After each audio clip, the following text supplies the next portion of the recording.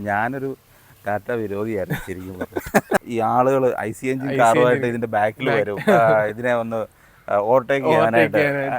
Power കൊള്ളാം, കാല് കൊടുത്തു കഴിഞ്ഞാൽ നമ്മളെ കൊണ്ട് അങ്ങ് പോകും. ആ പഴയ പോലെ സീറ്റിൽ നമ്മൾ അത്ര ഇങ്ങോട്ട് ഉറച്ചിരിക്കുന്നില്ലെങ്കിൽ പോലും പിന്നെ അധികം കാറുകളിലൊന്നും കണ്ടിട്ടില്ലാത്തൊരു സംഭവം. അതായത് ഈ വണ്ടി എടുത്ത് തന്നെ AC ചിലപ്പോൾ എൻ്റെ ഒരു ഫ്രണ്ട് ഇത് എടുത്തിട്ട് പോയി കഴിഞ്ഞാൽ പുള്ളി എന്നോട് വന്നിട്ട് പറഞ്ഞിട്ടുണ്ട്, ഇത് എന്താണ് ഈ വണ്ടിയിൽ ഇങ്ങനെ ഒരു ഹലോ ഫ്രണ്ട്സ്, എല്ലാവർക്കും പെട്രോബൂമിൻ്റെ പുതിയൊരു വ്ളോഗിലേക്ക് സ്വാഗതം. ഇന്ന് നമ്മളോടൊപ്പം ഉള്ളത് ഏറ്റവും പുതിയ നെക്സോൺ EV ആണ്. ഇപ്പോൾ ഇത് നെക്സോൺ EV അല്ല, നെക്സോൺ ഡോട്ട് EV ആണ്. ഇത് നെക്സോൺ ഡോട്ട് EVയുടെ ഏറ്റവും ടോപ്പ് എൻഡ് വേരിയൻ്റായ എംപവേർഡ് ലോങ് റേഞ്ച് ആണ്. ഇപ്പോൾ നമുക്ക് ലോങ് റേഞ്ചിലും അതുപോലെ തന്നെ മീഡിയം റേഞ്ചിലും നെക്സോൺ അവൈലബിൾ ആണ്. ലോങ് റേഞ്ച് എന്ന് പറയുമ്പോൾ നമ്മുടെ പഴയ നെക്സോൺ EV മാക്സ്, അതായത് 40.5 kWh ബാറ്ററി പാക്ക് വരുന്നത്. മീഡിയം റേഞ്ച് എന്ന് പറയുമ്പോൾ പഴയ നോർമൽ നെക്സോൺ EV, നമുക്ക് അതിലൊരു 30 kWh ബാറ്ററിയാണ് വരുന്നത്. മൊത്തത്തിൽ 9 വേരിയൻസ് ആണ് നമുക്ക് നെക്സോണിൽ കാണാൻ സാധിക്കുന്നത്. ക്രിയേറ്റീവ് പ്ലസ് മീഡിയം റേഞ്ച് ആണ് നമുക്ക് ടാറ്റ നെക്സോൺ EVയിലെ ബേസ് വേരിയൻ്റ് ആയിട്ട് വരുന്നത്. എറൗണ്ട് 16.2 ലക്ഷം രൂപയാണ് അതിൻ്റെ ഓൺ റോഡ് പ്രൈസ് വരുന്നത്. നമുക്ക് ക്രിയേറ്റീവ് പ്ലസ്സിൽ ഈ പറഞ്ഞ ലോങ് റേഞ്ച് വേരിയൻ്റ് അല്ലെങ്കിൽ 40.5 kWh ബാറ്ററി പാക്ക് വരുന്ന വേരിയൻറ്റ് നമുക്ക് അവൈലബിൾ അല്ല. ഫിയർലെസ് മുതലാണ് നമുക്ക് ഈ പറഞ്ഞ ലോങ് റേഞ്ച് അവൈലബിൾ ആയിട്ടുള്ളത്. ഫിയർലെസ്, ഫിയർലെസ് പ്ലസ് S, ഇങ്ങനെ 3 വേരിയൻറ്റ് നമുക്ക് ലോങ് റേഞ്ചിലും മീഡിയം റേഞ്ചിലും വരുന്നുണ്ട്. ടോപ്പ് എൻഡിൽ ഈ പറഞ്ഞ എംപവേർഡ്, ഈ എംപവേർഡിലാണ് ആ 12.3 ഇഞ്ചിൻ്റെ നമ്മൾ ടെസ്ലയിലൊക്കെ കണ്ടതുപോലെയുള്ള ആ ഒരു ഇൻഫർടൈൻമെൻറ്റ് സിസ്റ്റം വരുന്നത്. അപ്പോൾ നമുക്ക് വണ്ടി മൊത്തത്തിൽ ഒരു ഡീറ്റെയിൽഡ് വാക്കറൗണ്ട് നോക്കിയിട്ട് വണ്ടിയുടെ കൂടുതൽ ഡീറ്റെയിൽസ് നമുക്ക് സംസാരിക്കാം. നമുക്ക് ആദ്യം തന്നെ വാഹനത്തിൻ്റെ ഹുഡ് ഓപ്പൺ ചെയ്യാം. Hood as usual Tata cars പോലെ അത്യാവശ്യം നല്ല ഹെവിയാണ്. ഈ കാണുന്നതാണ് നമ്മുടെ ആ ഒരു ഇലക്ട്രിക് മോട്ടർ എന്ന് പറയുന്നത്. ഇത് പ്രീവിയസ് ജനറേഷനിൽ നിന്ന് ചെറിയൊരു വ്യത്യാസം ഈ മോട്ടർ വന്നപ്പോൾ വന്നു. ഏകദേശം 20 കിലോയോളം ഈ ഒരു മോട്ടറിൻ്റെ വെയിറ്റ് കുറഞ്ഞിട്ടുണ്ട്. അതുകൊണ്ട് തന്നെ റേഞ്ചിൻ്റെ കാര്യത്തിൽ കാര്യമായിട്ടൊരു വ്യത്യാസം വന്നിട്ടുണ്ടെന്നാണ് ബ്രാൻഡ് പറയുന്നത്. അത്യാവശ്യം സ്പേഷ്യസ് ആയിട്ടുള്ള എഞ്ചിൻ ബേ ആണ്. എഞ്ചിൻ ബേ എന്നല്ല, മോട്ടർ ബേ എന്ന് വേണമെങ്കിൽ നമുക്ക് വിളിക്കാം. EV ആയതുകൊണ്ട് തന്നെ ഇൻസുലേഷൻ്റെ കാര്യമൊന്നുമില്ല. ബാക്കി എല്ലാം നീറ്റ് ആൻഡ് ക്ലീൻ ആണ്. നമുക്കിനി ഹുഡ് ക്ലോസ് ചെയ്യാം. അത്യാവശ്യം ഒരു പ്രോപ്പർ തട്ടോടുകൂടിയാണ് ഹുഡൊക്കെ ക്ലോസ് ആവുന്നത്. ഈ കാണുന്നതാണ് നെക്സോൺ ഇവിടെ ഫ്രണ്ട് ഫേസ് എന്ന് പറയുന്നത്. നമുക്ക് ഡൈനാമിക് സ്വൈപ്പ് ഇൻഡിക്കേറ്റേഴ്സ് ഇപ്പോൾ നെക്സോൺ EVയിൽ നമുക്ക് അവൈലബിൾ ആണ്. നോർമൽ നെക്സോണിലും ഉണ്ട്. പിന്നെ ഫ്രണ്ട് കംപ്ലീറ്റ് കണക്ട് ചെയ്യുന്ന രീതിയിലാണ് ആ ഒരു DRL പോകുന്നത്.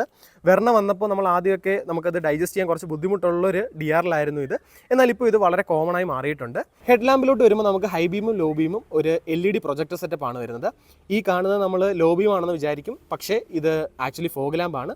അതൊരു ഐസ് ക്യൂബ്, ഒരു 2 ഐസ് ക്യൂബ് ഷേപ്പിലാണ് ആ പറയുന്ന ഫോഗ് ലാമ്പ് വരുന്നത്.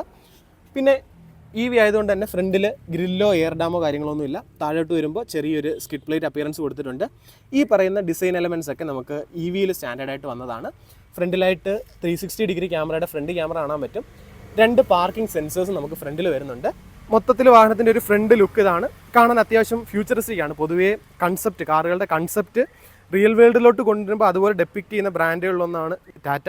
അപ്പോൾ അത് നമുക്ക് നെക്സോണിൽ കാണാൻ സാധിക്കും. സൈഡിലേക്ക് വരുമ്പോൾ നമുക്ക് ബ്ലാക്ക് കളേർഡ് ORVMs കാണാം. അതിൽ LED ഇൻഡിക്കേറ്റേഴ്സ് വരുന്നുണ്ട്. 360 ഡിഗ്രി പാർക്കിംഗ് ക്യാമറയുടെ ആ ഒരു ക്യാമറ നമുക്ക് ORVMൻ്റെ താഴെയായിട്ട് കാണാം. ദെൻ താഴേക്ക് വരുമ്പോൾ ആ ഒരു ഡോട്ട് EVയുടെ ബാഡ്ജിങ് ഉണ്ട്. സൈഡ് പ്രൊഫൈലിൽ നിന്ന് നോർമൽ നെക്സോണും നെക്സോൺ EVയും സിമിലർ ആണ്. ആകെയുള്ളൊരു ഡിഫറൻസിയേഷൻ എന്ന് പറയുന്നത് ഈ കാണുന്ന EV ബാഡ്ജിങ് ആണ്. ടയേഴ്സിലോട്ട് വരുമ്പോൾ 215/60 R16 16 ഇഞ്ചിൻ്റെ ഡയമണ്ട് കട്ട് അലോയ് വീൽസ് ആണ് വരുന്നത്. ഈ അലോയ്സ് ഒരു EV സ്റ്റാൻഡേർഡ് അലോയ് ആയിട്ട് തോന്നുമെങ്കിലും നമുക്ക് നെക്സോണിൻ്റെ പെട്രോളിലും ഡീസലിലും ടോപ്പ് എൻഡിൽ വരുന്നത് ഈ ഒരു സെയിം അലോയ്സ് ആണ്. ഇതിൽ ഈ കാണുന്ന ഈ ഒരു ചെറിയ പീസ് മാത്രം പ്ലാസ്റ്റിക് ആണ്, ബാക്കി കംപ്ലീറ്റ് അലോയ് ആണ് വരുന്നത്. റിയറിലോട്ട് വരുമ്പോഴും സെയിം വീല് നമുക്ക് കാണാൻ പറ്റും. ഒരു കാര്യം എന്ന് പറയുന്നത് പുതിയ നെക്സോൺ EV വന്നപ്പോൾ നമുക്ക് ഫ്രണ്ടിലും റിയറിലും ഡിസ്ക് ബ്രേക്സ് വന്നു.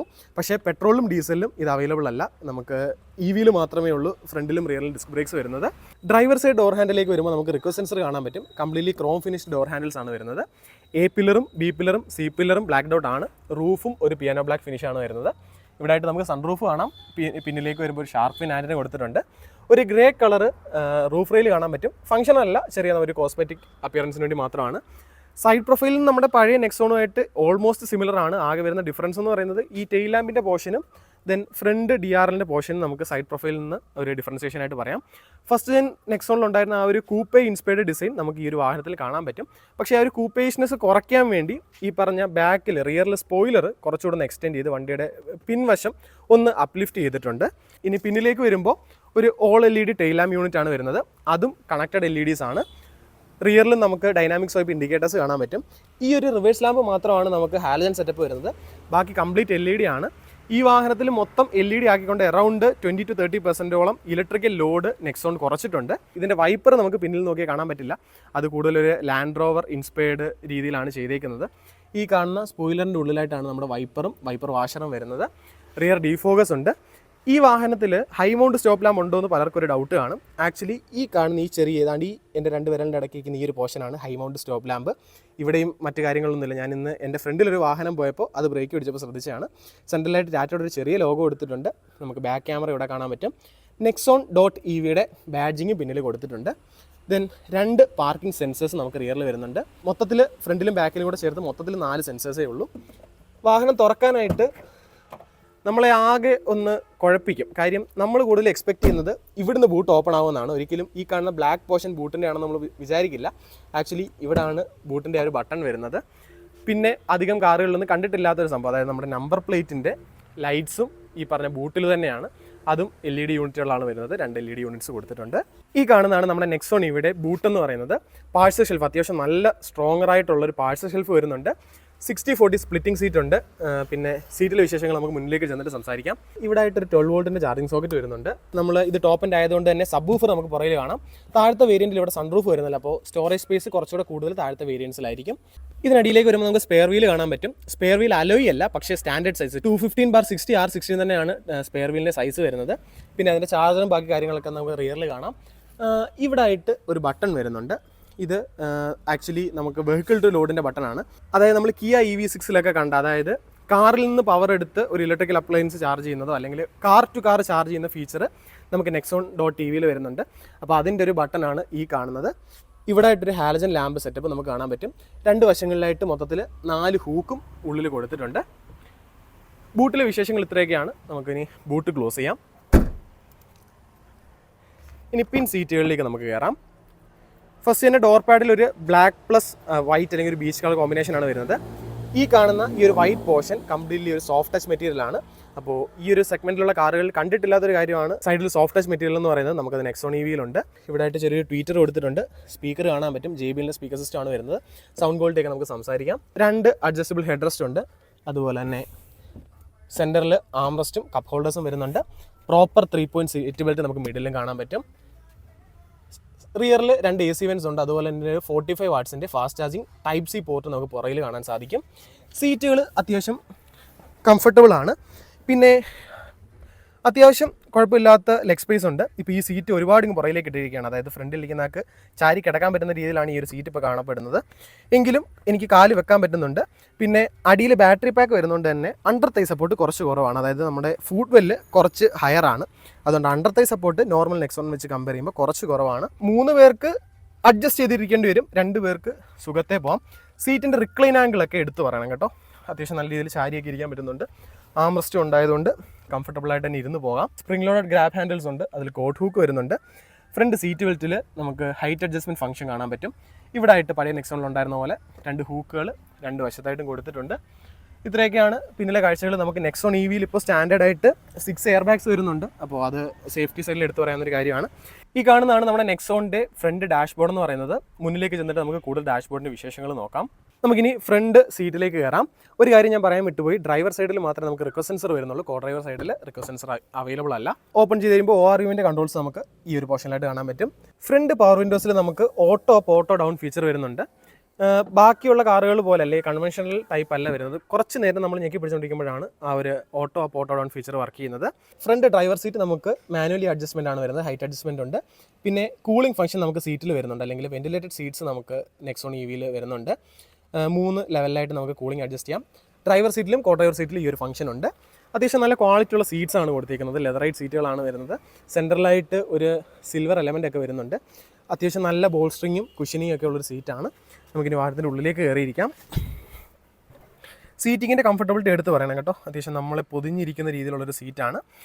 ഈ കാണുന്നതാണ് നെക്സോൺ EVയുടെ സ്റ്റിയറിംഗ് വീൽ എന്ന് പറയുന്നത്. നമ്മൾ കർവിൻ്റെ കൺസെപ്റ്റിലാണ് ഈ ഒരു 2 സ്പോക്ക് സ്റ്റിയറിംഗ് വീൽ ആദ്യമായിട്ട് കാണുന്നത്. ഈ കാണുന്ന ടാറ്റയുടെ ലോഗോ ഇല്ലുമിനേറ്റഡ് ആണ്. വണ്ടി ഓൺ ആക്കുമ്പോൾ മാത്രമേ നമ്മൾ ഈ ഒരു ലോഗോ കാണുകയുള്ളൂ. ഒരു പ്രശ്നമെന്ന് പറയുന്നത് ഇതിൻ്റെ ഹോൺ അടിക്കാനായിട്ട് നമുക്ക് ഒന്നെങ്കിൽ ഇവിടെ ഞെക്കാം, അല്ലെങ്കിൽ ഇവിടെ ഞെക്കാം. മൂന്നാമതായിട്ട് ഈ പറയുന്ന ഈ ഒരു ഗ്ലാസ് എലമെൻറ്റിൻ്റെ മുകളിലായിട്ട് ഞെക്കാം. ഈ ഒരു ഗ്ലാസ് എലമെൻ്റ് അല്ലെങ്കിൽ ഈ ഒരു പിയാനോ ബ്ലാക്ക് എലമെൻറ്റിൻ്റെ പ്രശ്നം എന്ന് പറയുന്നത് ഇതൊരു ഫിംഗർ പ്രിൻറ്റ് മാഗ്നറ്റ് ആണ്. അപ്പോൾ ഒരുപാട് ഹോൺ അടിച്ച് കഴിയുമ്പോൾ ഇവിടെ എല്ലാം നമ്മുടെ ഫിംഗർ പ്രിൻറ്റ് കാണാൻ പറ്റും. ലെഫ്റ്റ് സൈഡിലായിട്ട് നമുക്ക് ഓഡിയോ കൺട്രോൾസ് ഉണ്ട്, റൈറ്റ് സൈഡിലായിട്ട് ക്രൂസ് കൺട്രോൾ കാണാൻ പറ്റും. ഒരു 10.25 ഇഞ്ചിൻ്റെ ഇൻസ്ട്രുമെൻറ്റ് ക്ലസ്റ്റർ ആണ് നമുക്ക് വാഹനത്തിൽ വരുന്നത്. അത്യാവശ്യം ഒരു അപ്പ് മാർക്കറ്റ് ഫീലുള്ള ഇൻസ്ട്രുമെൻറ്റ് ക്ലസ്റ്റർ ആണ് നമുക്ക് വാഹനത്തിൽ വരുന്നത്. അപ്പോൾ അത് ഈ കാണുന്ന ഒരു ബട്ടൺസ് യൂസ് ചെയ്ത് നമുക്ക് ആ ഒരു മെനു നമുക്ക് കൺട്രോൾ ചെയ്യാൻ പറ്റും. ഇതിന് ഏറ്റവും വലിയ പ്രത്യേകത എന്ന് പറയുന്നത് നമ്മൾ ഫോണിൽ ആൻഡ്രോയിഡ് ഓട്ടോ വഴി കണക്ട് ചെയ്ത് കഴിഞ്ഞാൽ നമുക്ക് ഗൂഗിൾ മാപ്പ് ഈ ഒരു സ്ക്രീനിൽ കാണാൻ പറ്റും. ആപ്പിൾ കാർപ്ലേ വഴിയാണ് കണക്ട് ചെയ്യുന്നതെങ്കിൽ നമ്മുടെ ആപ്പിളിൻ്റെ മാപ്പ് നമുക്കിതിൽ കാണാൻ പറ്റും, അല്ലെങ്കിൽ ഐഫോണിൻ്റെ മാപ്പ് നമുക്ക് കാണാൻ പറ്റും. ഈ ഒരു വാഹനത്തിൻ്റെ ഏറ്റവും വലിയ പ്രത്യേകത എന്ന് പറയുന്നത് ഈ ഒരു ഇൻഫോർടൈൻമെൻറ്റ് സിസ്റ്റമാണ്. ഈ വാഹനത്തിൽ 12.3 ഇഞ്ചിൻ്റെ ഒരു ഇൻഫോർടൈൻമെൻറ്റ് സിസ്റ്റമാണ് വരുന്നത്. ഇത് ഈ പറഞ്ഞ എംപവേർഡ് വേരിയൻറ്റിൽ മാത്രമാണ് ഈ ഒരു ഇൻഫോർടൈൻമെൻറ്റ് സിസ്റ്റം നമുക്ക് കിട്ടുന്നത്. വളരെ സ്ലിക്കും റെസ്പോൺസീവ് ആയിട്ടുള്ള ഒരു ടച്ച് സ്ക്രീനാണ്. ഇതിൻ്റെ പ്രത്യേകത എന്ന് പറയുന്നത് ഇതിൽ JBLൻ്റെ മ്യൂസിക് സിസ്റ്റം ആണ് യൂസ് ചെയ്തേക്കുന്നത്. അത് JBL മോഡ്സ് നമുക്ക് അവിടെ കാണാൻ പറ്റും. ഈ ഒരു സിസ്റ്റത്തിൻ്റെ ഏറ്റവും വലിയ ഹൈലൈറ്റ് എന്ന് പറയുന്നത് ഇതിൽ ആർക്കേഡ് മോഡ് എന്ന് പറഞ്ഞിട്ടൊരു മോഡ് വരുന്നുണ്ട്. സോ ആ ഒരു ആർക്കേഡ് മോഡ് വെച്ച് വണ്ടി സ്റ്റില്ലായിരിക്കുന്ന സമയത്ത് നമുക്കിതിൽ ഗെയിം കളിക്കാനും യൂട്യൂബിൽ വീഡിയോസ് സ്ട്രീം ചെയ്യാനൊക്കെ പറ്റും, ലൈക്ക് എ ടെസ്ല. അപ്പോൾ അത് വളരെ അപ്പ് മാർക്കറ്റ് ആയിട്ടുള്ളൊരു ഫീലാണ്. പിന്നെ ഓട്ടോ ഡിമ്മിങ് IRVM നമുക്ക് വരുന്നുണ്ട്. ക്യാബിൻ ലാംപ്സ് LED ആണ് കൊടുത്തേക്കുന്നത്. പിന്നെ ഇവിടെ ആയിട്ട് ആ SOS ബട്ടൺ കാര്യങ്ങളെല്ലാം കാണാം. നമ്മൾ ഫ്ലൈറ്റിലൊക്കെ കാണുന്നത് പോലെ ആ ഒരു പാസഞ്ചർ എയർ ബാഗിൻ്റെ സ്റ്റാറ്റസ് ഇവിടെ കൊടുത്തിട്ടുണ്ട്. ചെറിയൊരു സൺറൂഫാണ് വരുന്നത്. ഈ സൺറൂഫിന് എനിക്ക് തോന്നിയൊരു പോരായ്മ എന്ന് പറയുന്നത് ഈ ബ്ലൈൻഡ് നമുക്ക് ഇവിടം വരെ മാനുവലി അനക്കാൻ പറ്റത്തുള്ളൂ. ബാക്കി കംപ്ലീറ്റ് സൺറൂഫ് ഓപ്പൺ ചെയ്ത് കഴിയുമ്പോഴാണ് ഇത് ഉള്ളിലേക്ക് പോകുന്നത്. അപ്പോൾ അത് ഒരു പോരായ്മയായിട്ട് എനിക്ക് തോന്നി. ബാക്കിയുള്ള കാഴ്ചയിലെല്ലാം നമുക്ക് സൺറൂഫ് അടച്ചിട്ട് കഴിഞ്ഞാലും ഈ ഒരു ബ്ലൈൻഡ് ഫുള്ളി ബാക്കിലേക്ക് നീക്കാൻ പറ്റുമായിരുന്നു. എന്നാൽ ഈ ഒരു വാഹനത്തിന് ഈ ബ്ലൈൻഡ് ഉള്ളിലേക്ക് പോകുന്നില്ല എന്നുള്ളത് എനിക്കൊരു ബുദ്ധിമുട്ടായിട്ട് പേഴ്സണലി ഫീൽ ചെയ്തു. പിന്നീട് ഈ ഒരു പോർഷനിലായിട്ട് വരുമ്പോഴാണ് നമ്മുടെ സ്റ്റാർട്ട് സ്റ്റോപ്പ് ബട്ടൺ കാണുന്നത്. സ്റ്റിയറിംഗിൽ നമുക്ക് ടിൽറ്റ് അഡ്ജസ്റ്റ്മെൻറ്റ് മാത്രമേ ഉള്ളൂ, റീച്ച് നമുക്ക് അഡ്ജസ്റ്റ് ചെയ്യാൻ പറ്റില്ല. സ്റ്റിയറിംഗിൻ്റെ കാര്യം പറയുമ്പോൾ ഒരു കാര്യം ഞാൻ പറയാൻ വിട്ടുപോയി. നമുക്കിപ്പോൾ റീജൻ അഡ്ജസ്റ്റ് ചെയ്യാൻ പറ്റുന്ന കൺട്രോൾസ് അല്ലെങ്കിൽ അതിൻ്റെ സ്വിച്ചസ് ഇപ്പോൾ പാഡിൽ ഷിഫ്റ്റേഴ്സ് ആയിട്ടാണ് വരുന്നത്. അപ്പോൾ അത് നമുക്ക് അഡ്ജസ്റ്റ് ചെയ്യാനുള്ള പാഡിൽ ഷിഫ്റ്റേഴ്സ് രണ്ട് സൈഡിലായിട്ടും കാണാൻ പറ്റും. ഇവിടെ ഉണ്ടായിരുന്ന കൺട്രോൾസ് എല്ലാം ഇവർ ഫിസിക്കൽ ബട്ടൺസ് മാറ്റി ടച്ച് കൺട്രോൾസ് കൊടുത്തു. ഹസാർഡ് ലാമ്പ് വരെ ഇപ്പോൾ ടച്ചാണ് വരുന്നത്. അപ്പോൾ അത് എനിക്ക് അത്ര നല്ലതായിട്ട് എനിക്ക് തോന്നിയില്ല. കാര്യം 2 വട്ടമൊക്കെ ഞെക്കുമ്പോഴാണ് ആ ഒരു പ്രസ് കറക്റ്റായിട്ട് ആവുന്നത്. ബൂട്ട് ഓപ്പൺ ചെയ്യാനുള്ള ബട്ടൺ, ലോക്ക് അൺലോക്ക് ബട്ടൺ. പിന്നെ ഈ വാഹനത്തിൽ 360 ഡിഗ്രി പാർക്കിംഗ് ക്യാമറ വരുന്നുണ്ട്. അപ്പോൾ അതിനും ഒരു ഡെഡിക്കേറ്റഡ് ബട്ടൺ കൊടുത്തിട്ടുണ്ട്. അത്യാവശ്യം ഡീസൻറ്റ് ക്വാളിറ്റി ഉള്ള ക്യാമറയാണ് കേട്ടോ. ഇതിൽ കാണിക്കുന്ന വാഹനവും ഒരു നെക്സോൺ തന്നെയാണ്. അത്യാവശ്യം നല്ല ക്വാളിറ്റി ഉണ്ട് കേട്ടോ. ടച്ചും അത്യാവശ്യം നല്ല റെസ്പോൺസാണ്. ഇത് ഹിൽ ഡീസൻറ്റ് കൺട്രോളും ഫോഗ് ലാമ്പിൻ്റെ ബട്ടണും ഇത് നമ്മുടെ ആ ഒരു ചാർജർ റിമൂവ് ചെയ്യാനുള്ള ബട്ടണുമാണ്. ഈ പോർഷൻ കഴിഞ്ഞ് താഴേക്ക് വരുന്നതാണ് AC കൺട്രോൾസ്. ഇത് ടെമ്പറേച്ചർ, ഇത് ഫാൻ സ്പീഡ് അഡ്ജസ്റ്റ് ചെയ്യാനുള്ളത്. ബാക്കി ACയുടെ എല്ലാ അഡ്ജസ്റ്റ്മെൻറ്റ് അല്ലെങ്കിൽ ബട്ടൺസും താഴെ ടച്ചായിട്ട് തന്നെ കൊടുത്തിട്ടുണ്ട്. ഈ കാണുന്നത് എക്സ്പ്രസ് കൂളിംഗ് ആണ്. നമ്മളിപ്പോൾ വാഹനത്തിൽ ഇരിക്കുകയാണ്. എക്സ്പ്രസ് കൂളിംഗ് ഈ സോൺ എന്ന് പറഞ്ഞ് ആ ഒരു വോയിസ് അസിസ്റ്റൻറ്റ് പറഞ്ഞിട്ട് എക്സ്പ്രസ് കൂളിംഗ് വന്നു. അപ്പോൾ ഈ വാഹനത്തിൽ നമുക്ക് എക്സ്പ്രസ് കൂളിംഗ് വരുന്നുണ്ട്. അപ്പോൾ വണ്ടി വെയിലത്തൊക്കെ കിടക്കുന്ന സമയത്ത് എക്സ്പ്രസ് കൂളിംഗ് അത്യാവശ്യം എഫക്റ്റീവ് ആയിട്ടുള്ളൊരു ഫീച്ചറാണ്. ഈ ഒരു പോർഷനിലായിട്ട് നോക്കുമ്പോൾ നമുക്കൊരു 12 വോൾട്ടിൻ്റെ ചാർജിങ് സോക്കറ്റ് കാണാം. ഒരു USB Type A പോർട്ട് വരുന്നുണ്ട്. പിന്നെ ഒരു Type C പോർട്ട് 45 വാട്ട്സ് വരെ സപ്പോർട്ട് ചെയ്യുന്ന ഒരു Type C പോർട്ട് വരുന്നുണ്ട്. ഈ കാണുന്നതാണ് നമ്മുടെ നെക്സോൺ EVയുടെ പുതിയ ഗിയർ സെലക്ടർ എന്ന് പറയുന്നത്. കാണാനൊരു അപ്പ് മാർക്കറ്റ് ഫീൽ അല്ലെങ്കിൽ ഒരു ലക്ഷറി ഫീലുള്ള ഒരു ഗിയർ സെലക്ടറാണ്. ഇവിടെ നമുക്ക് ഡ്രൈവിംഗ് മോഡ്സ് അഡ്ജസ്റ്റ് ചെയ്യാനുള്ള ഡയൽ കാണാൻ പറ്റും. സിറ്റി, എക്കോ സ്പോർട്ട് അങ്ങനെ 3 റൈഡിംഗ് മോഡുകൾ നമുക്ക് വരുന്നുണ്ട്, നോർമൽ നെക്സോൺ പോലെ തന്നെ. EVയിൽ നമുക്ക് ഇലക്ട്രിക് പാർക്കിംഗ് ബ്രേക്ക് ആണ് വരുന്നത് വിത്ത് ഓട്ടോ ഹോൾഡ് ഫംഗ്ഷൻ. ഇവിടെ ആയിട്ട് നമുക്ക് വയർലെസ് ചാർജർ കാണാൻ പറ്റും. ആംറസ്റ്റ് കൊടുത്തിട്ടുണ്ട്. ആംറസ്റ്റിനുള്ളിലായിട്ട് ചെറിയൊരു സ്റ്റോറേജ് സ്പേസും വരുന്നുണ്ട്. ഡ്രൈവർ സൈഡ് സൺവൈസറിൽ ഒരു ടിക്കറ്റ് ഹോൾഡർ ആണ് വരുന്നത്. കോ ഡ്രൈവർ സൈഡിൽ ഒരു മിറർ കാണാൻ പറ്റും. പിന്നെ ഗ്ലൗ ബോക്സിലോട്ട് വരുമ്പോൾ നമ്മൾ നെക്സോണിൽ കണ്ടേക്കുന്ന സ്ഥിരം ഗ്ലൗ ബോക്സ് ആണ്. വളരെ വിശാലമായിട്ടുള്ള ഒരു ടേബിൾ പോലെ യൂസ് ചെയ്യാൻ പറ്റുന്ന ഒരു ഗ്ലൗ ബോക്സ് ആണ്. ഗ്ലൗ ബോക്സിനെ പറ്റി പ്രത്യേകിച്ച് പറയേണ്ട കാര്യമൊന്നുമില്ല. പിന്നെ ഇതിൻ്റെ സ്പീക്കർ സിസ്റ്റം JBLൻ്റെ ആട്ടോ. പൊതുവേ ടാറ്റയുടെ മ്യൂസിക് സിസ്റ്റത്തിലെല്ലാം നമുക്ക് JBLൻ്റെ മ്യൂസിക് സിസ്റ്റമാണ് വരുന്നത്, അല്ലെങ്കിൽ ഹർമൻ്റെ മ്യൂസിക് സിസ്റ്റം ആയിരിക്കും വരുന്നത്. എക്സലൻ്റ് ആയിട്ടുള്ള സൗണ്ട് ക്വാളിറ്റി ഉണ്ട്. പിന്നെ ഈ വാഹനത്തിൽ ഞാൻ പറഞ്ഞു 6 എയർ ബാഗ്സ് നമുക്ക് സ്റ്റാൻഡേർഡായിട്ട് വരുന്നുണ്ട്. അപ്പോൾ ഇത്രയൊക്കെയാണ് വാഹനത്തിൻ്റെ ഫീച്ചർ വൈസ് ഉള്ള വിശേഷങ്ങൾ. ഇനി നമുക്ക് ഈ വാഹനം യൂസ് ചെയ്യുന്ന യൂസറിനോട് അല്ലെങ്കിൽ ഇതിൻ്റെ മുതലാളിയോട് ചോദിച്ചിട്ട് പുള്ളിക്ക് വണ്ടിയെപ്പറ്റി പറയാനുള്ള കുറച്ച് കാര്യങ്ങൾ നമുക്കൊന്ന് കേൾക്കാം. സാർ നമസ്കാരം. നമസ്കാരം. ഇത് ശരൺ സാറ്. സാറിൻ്റെ ഒരുപക്ഷെ വീഡിയോ കുറച്ച് പേര് ഈ ഒരു വാഹനവും ഈ വീടും സാറിനെ നിങ്ങൾ വേറൊരു ചാനലിൽ കണ്ടിട്ടുണ്ടായിരിക്കും. അപ്പോൾ നമ്മൾ ആ വീഡിയോയിൽ പറഞ്ഞ കംപ്ലീറ്റ് കാര്യങ്ങൾ ഇതിൽ പറയുന്നില്ല. പൊതുവേ നമ്മുടെ ചാനലിൽ നമ്മൾ വണ്ടിയുടെ കൂടുതൽ വിശേഷങ്ങളും വണ്ടിയുടെ ഒരു ഡ്രൈവ് റിവ്യൂ ഒക്കെയാണ്. അപ്പോൾ പൊതുവേ ഇലക്ട്രിക് കാർസ് എടുക്കുന്നവർക്ക് കുറേ ഡൗട്ടുകൾ കാണും. എസ്പെഷ്യലി ടാറ്റ എന്ന് പറയുന്ന ബ്രാൻഡിൽ നിന്ന് കാറുകൾ എടുക്കുന്ന സമയത്ത് പലർക്കും പല അഭിപ്രായങ്ങളാണ്. ആസ് എ കസ്റ്റമർ, ഒരു കസ്റ്റമർ പോയിന്റ് ഓഫ് വ്യൂവിൽ നിങ്ങൾക്ക് കുറച്ച് ഡീറ്റെയിൽസ് തരാൻ വേണ്ടിയാണ് ഞാൻ സാറിനും കൂടെ വീഡിയോയിൽ ഇൻക്ലൂഡ് ചെയ്തത്. സാർ നമ്മുടെ ചാനലിലേക്ക് ഒരു വട്ടം കൂടി നമസ്കാരം. അപ്പോൾ സാർ ഇതിന് മുന്നേയും നെക്സോൺ തന്നെയാണ് യൂസ് ചെയ്തുകൊണ്ടിരുന്നത്, ഫസ്റ്റ് ജനറേഷൻ നെക്സോൺ. അപ്പോൾ പൊതുവെ നമ്മൾ കാണാത്തൊരു കാര്യമാണ്, ഒരു ടാറ്റ യൂസ് ചെയ്തിരുന്ന ആൾ തൊട്ടടുത്ത് ഒരു ടാറ്റ എടുക്കാത്തൊരു പ്രവണത പണ്ട് തൊട്ടേ നമ്മൾ കാണാറുണ്ടായിരുന്നു. എന്നാൽ ഇപ്പോൾ അതിന് ചെറിയൊരു മാറ്റം വന്നിട്ടുണ്ട്. അതിന് ഏറ്റവും വലിയ എക്സാമ്പിൾ തന്നെയാണ് സാറ്. അതെ അതെ. അപ്പോൾ ആ ഒരു വിശ്വാസം എങ്ങനെയാണ് നമ്മൾ പഴയ നെക്സോണിൽ യൂസ് ചെയ്തുകൊണ്ടിരുന്നിട്ട് അത് EV എന്നിട്ട് പുതിയ നെക്സോൺ വന്നു, വണ്ടി കാണുക പോലും ചെയ്യാതാണ് സാർ എടുത്തത്. ലോഞ്ചിന്റെ സെയിം ഡേറ്റിൽ സാറിന് വണ്ടി കിട്ടി. അപ്പോൾ ആ ഒരു ട്രസ്റ്റ് ബിൽഡപ്പ് ചെയ്തെടുക്കാനുണ്ടായ കാരണം എൻ്റെ ഫസ്റ്റ് കാറ് തന്നെയാണ് അതിന് കാരണം. കാര്യം എന്ന് വെച്ചാൽ ഞാനൊരു ടാറ്റ വിരോധിയായിരുന്നു ശരിക്കും. ഞാനൊരു ആര് സജഷൻ എന്നോട് ചോദിച്ചാലും ടാറ്റ എന്ന് പറഞ്ഞ പ്രോഡക്റ്റ് എടുക്കരുത് എന്നുള്ള ഒരു സജഷനായിരുന്നു ഞാൻ കൊടുത്തോണ്ടിരുന്നത്. കാര്യം എന്ന് വെച്ചാൽ ടാറ്റയുടെ പ്രൊഡക്ട്സ് ടാറ്റയുടെ കാർ പ്രൊഡക്ട്സ് ഒരുപാട് ഇഷ്യൂസ് കംപ്ലൈൻറ്റ്സ് പണ്ടുണ്ടായിരുന്നു. അതിൽ നിന്നൊക്കെ വളരെ വ്യത്യസ്തമായി ടാറ്റ പ്രൊഡക്ട്സിന് വ്യത്യാസം വന്നതുകൊണ്ട് ഞാനിതിൻ്റെ റിവ്യൂസ് ഒരു വണ്ടി ചേഞ്ച് ചെയ്യണമെന്നൊരാഗ്രഹം വന്നപ്പോൾ കുറേ റിവ്യൂസ് ഞാൻ നോക്കി. പിന്നെ അന്ന് അവൈലബിൾ ആയിട്ടുള്ള ഒരു EV എന്ന് പറയുമ്പോൾ ടാറ്റ നെക്സോൺ ആണ് നമുക്ക് അവൈലബിൾ, അഫോർഡബിൾ ആയിട്ട്. കാര്യം MG ZS-ഉം കൊണയാണെങ്കിലും അധികം ഹ്യുണ്ടായി അധികം അങ്ങനെ ഫോക്കസ് ഇപ്പോഴും വണ്ടി വളരെ കുറവാണ്. കമ്പാരിറ്റീവ്ലി അന്ന് എടുക്കാൻ പറ്റുന്ന നമുക്ക് പറ്റുന്ന റേഞ്ചിൽ ടാറ്റ ആയിരുന്നു പ്ലേസ് ചെയ്തിരുന്നത്. അപ്പോൾ അന്ന് ഞാൻ റിവ്യൂസ് എല്ലാം വായിച്ചു നോക്കിയപ്പം നല്ല ഒരു നമ്മുടെ എക്കണോമിക്കലായിട്ടാണെങ്കിലും Tata Jaguar and Land Rover ഒക്കെ അക്വയർ ചെയ്തതിന് ശേഷം ഇറക്കുന്ന പൊതുവെ ആ ഒരു സമയത്ത് നെക്സോൺ ആദ്യം ഇറങ്ങിയ മുതൽ ബിൽഡ് ക്വാളിറ്റി അവർ മെയിൻറ്റെയിൻ ചെയ്യാൻ തുടങ്ങിയായിരുന്നു. അപ്പോൾ ഞാനൊന്ന് ഒരു പരീക്ഷണം എന്ന് തന്നെ പറയാം. ലോട്ടറി എടുത്തത് അതെ, തീർച്ചയായും ലോട്ടറി ഒരു വലിയ റിസ്ക് തന്നെയാണ്. അന്ന് 16.5 ആയിരുന്നു അന്ന് on road price. Full option അല്ല, അതിന്റെ തൊട്ട് താഴെയുള്ള ZX Plus ആയിരുന്നു അന്ന് എടുത്തത്. അപ്പോൾ ഒരു നല്ല ഞാൻ യൂസ് ചെയ്യാൻ തുടങ്ങിയപ്പോൾ തൊട്ട് അതിന്റെ ഒരു പെർഫോമൻസ് എനിക്ക് എന്നെ വളരെ പെർഫോമൻസ് നമുക്ക് ഒരിക്കലും ഒരു പെട്രോൾ ഒരു കോടിക്ക് താഴെയുള്ള ഒരു പെട്രോൾ അല്ലെങ്കിൽ ഡീസൽ കാറിൽ ഒരിക്കലും കിട്ടാത്ത ലെവലിലുള്ള ഒരു പെർഫോമൻസ് ആണ് ആ വണ്ടി. നമ്മൾ അണ്ടർ 10 seconds 0 to 100 ആക്സലറേഷൻ എന്തോന്ന് കാണിച്ചത്. തീർച്ചയായിട്ടും നമ്മൾ ആ വണ്ടി ഇവിടെ കൊണ്ടുവന്ന് ടെസ്റ്റ് ഡ്രൈവിന് ഞങ്ങളെ ടെസ്റ്റ് ഡ്രൈവ് എടുത്ത് അങ്ങോട്ട് പോകുമ്പോൾ ഞാൻ അതിൻ്റെ ആ ഒരു അവര് എന്താ പറയാ സ്പോർട്ട് മോഡിലോട്ട് നമ്മൾ അപ്പൊ തന്നെ നമ്മൾ അമ്പരന്ന് പോയി തിരിച്ചു വിടാന്ന് നമ്മൾ ഇമ്മീഡിയറ്റ്ലി.